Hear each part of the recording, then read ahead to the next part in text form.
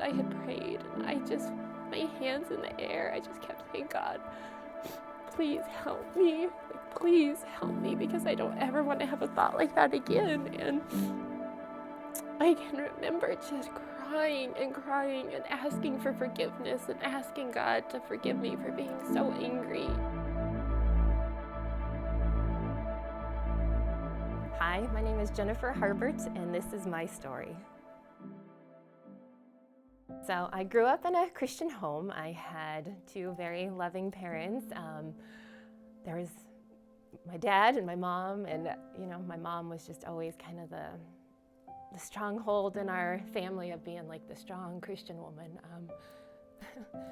She loved us so much as kids. I mean, growing up, I just remember all I wanted to be as a grown-up was a mom, was because of my mom. And she always had a smile on her face, had just the joy of the Lord in her heart, and was just always such a happy lady. And so, just as a child, I remember just having the joy of the Lord in my heart, and was always just happy and smiling and just wanted to sing praises. And so we went to Happy Land preschool.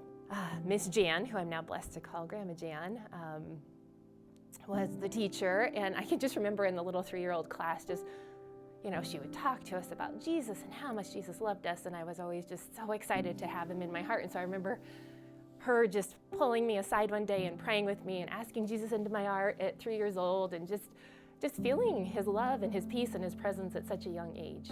I had this little blue cassette recorder that I would carry around everywhere, and had this microphone with praise songs from Happy Land. And I can just remember, probably to the dismay of most of my family, I would just sing praise songs all day long. That's just all I wanted to do, was just sing. And I still love to sing, but I don't have a beautiful voice. So I would just carry this thing around singing all the time. And I just felt God at such a young age and his presence in my life. So my parents, my dad grew up, pretty strict Catholic background. He went to Catholic school and had a Catholic upbringing.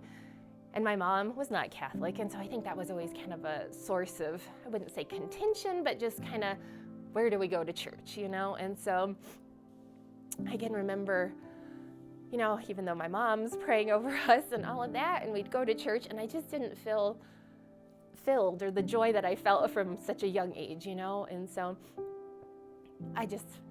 I don't know, I can't emphasize it enough, as a mom of 4, to sit here and tell you the importance of what it is to have your babies in a Bible-preaching, Spirit-filled church, because it is something that will have such an eternal and lasting impact on them. And just knowing that, you get to bring your kids to church, and they get to see you worshiping God, putting your hands in the air, them going to nursery, getting loved up on by sweet ladies, them going to Kids City, and getting to learn their memory verses, and just going to youth group and having a pastor who is on fire and leading them closer to God.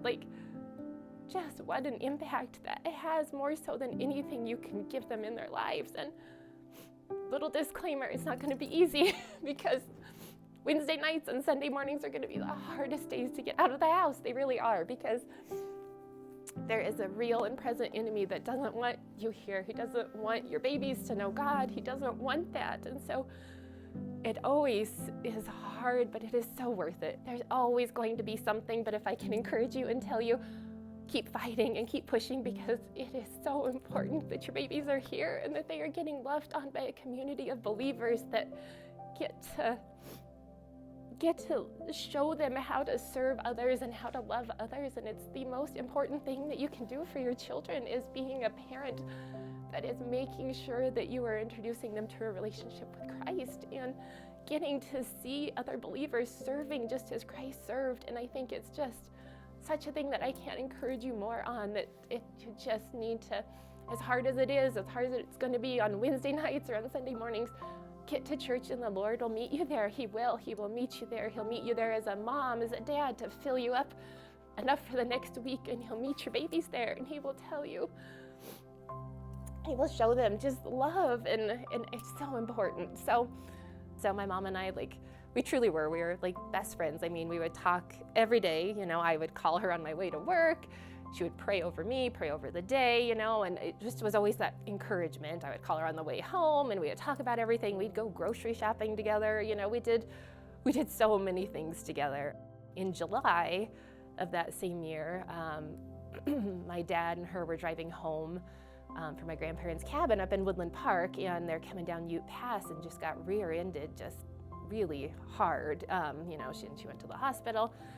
Poor thing, she could barely even chew without the nerve pain and the neck pain in her face. And I'd say within a month, she had lost about 20 pounds. She wasn't sleeping, she wasn't eating. She was just in this constant, severe, agonizing pain, where to the point where her nerve pain in her face was so bad that she would rub and rub and rub, and there would be just scabs on her face. And the morning of September 6th, I called her on my way to work, like I do every morning, and was talking to her, and I just felt a distance from her, I was like, Mom, did you hear what I just said? And, oh yeah, honey, yeah, I heard you. And I'm like, okay, it just felt off, and so I happened to pull out my purse from the filing cabinet, and I saw 10 missed calls from my dad, and I thought, well, that's strange, why has he called so many times? Nothing is processing in my mind at all, because I just, I'm like, oh, well, that's weird. Let me call him back. And so I called my dad back, and within minutes, there was a sheriff's officer there and said, you need to come with me. And so I can just remember asking the sheriff's officer, I said, what is going on? Where's my mom? What's the problem? And he goes, she shot herself. And I just stopped, and I was like, maybe there was some type of gun accident. What is this guy talking about? He surely has the wrong person. The thought of suicide truly never even entered my mind still at that point. And so I thought, well, maybe she's okay. Maybe there's just a gun accident and she's going to be fine.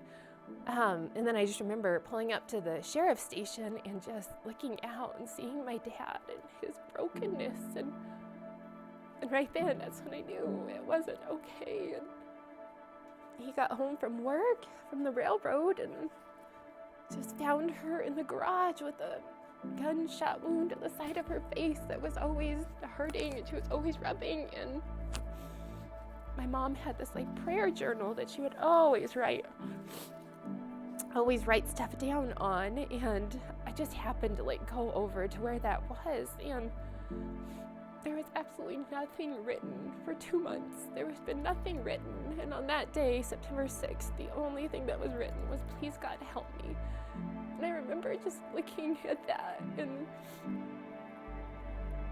the anger that hit me was just overwhelming. I remember thinking, God, where were you from my mom, who has done nothing but love you her whole life? And I just remember being consumed by the anger, just so unsure of my relationship with God. And I can remember just feeling I don't know if I can worship a God that would let my mom go through this. And I can just remember just how empty I felt, because not only had I lost my mom, I had completely shut God out of my life, and I had felt completely empty. And then about a month and a half after my mom died, kind of funny how the way things work, we, without even trying, we found out we were pregnant with Jake, our first one. And I always say that is why Jake is the most empathetic and just kind-hearted and emotional little kid, because I literally cried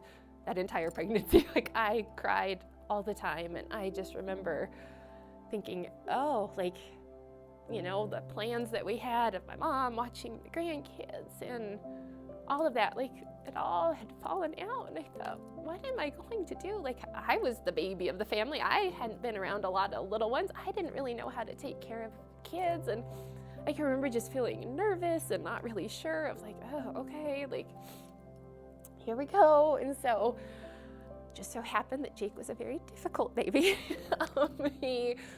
As you're going through it, you're sitting here complete exhaustion with a baby that never quits crying, and you're I don't even know if I'm a good mom. I have no idea. I just felt I was failing at motherhood. I really felt I was failing. I'm here I have a baby that literally doesn't quit crying, and I don't have a clue what I'm doing, to bounce the baby. And I can just remember just feeling like anxiety every time I would go to pick him up from my mother-in-law, because I just felt like, oh, here we go. We're going to be crying the rest of the afternoon, the rest of the night, just to do it all over again. And I just remember one day, he was probably about 4 months old, and just holding him and just feeling exhausted and overwhelmed. And like for the first time, the thought of it entered my mind of like, well, I can see why my mom did what she did. And I remember thinking that, and then just feeling so overwhelmed with life that I was like, I can't do this, like I'm not made to do this. And in that moment, I just remember setting him in his crib and looking at him and falling to my knees. And that was the first time in like a year and a half that I had prayed. And I just, my hands in the air, I just kept saying, God, please help me. Like, please help me, because I don't ever want to have a thought like that again. And I can remember just crying and asking for forgiveness and asking God to forgive me for being so angry. And I just remember this weight just being lifted off of me and feeling like, oh, it's gonna be okay. And I kind of feel like the Holy Spirit was, you always hear the Bible story, and as you're a kid, I just remember always hearing the story of the Israelites, and after they leave Egypt, and I can remember always hearing that story and thinking, as they're complaining about everything, thinking, well, these fools, like, do they not see all the miracles that have just happened? Like, God just kind of put that story into my heart, like, Jennifer, like, look up, like, look around you, look at the blessings in your life. You have a beautiful baby, an amazing husband, like, you're gonna miss the blessings if you don't start lifting your head up and opening your eyes. And I'd like to say it was like an immediate transformation, but apparently I'm a little thick-headed and still slower. And so, but I remember just finally feeling like, okay, like I wanted to come back to God and start knowing him again. And so if I could just encourage you to just serve your family and to do it with love and gratitude, and how much it'll change just the dynamics of your home and your family. And I really do think, like, we just need to focus more on that. And so, I look back to where I was, so many years ago, and I think, wow, like,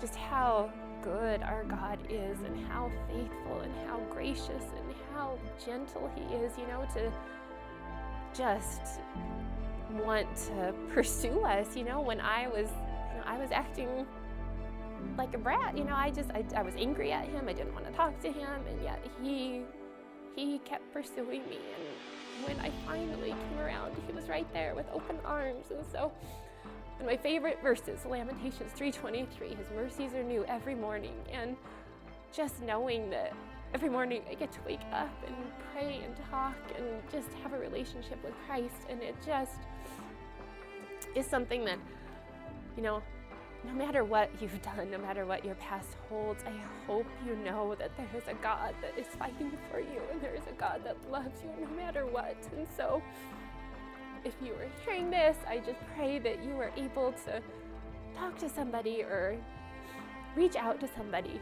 Find me after church and I will hug you and love up on you. But I just hope you know that there is nothing that you could have done that will stop a wonderful God from loving you. And so that's my prayer for this whole thing.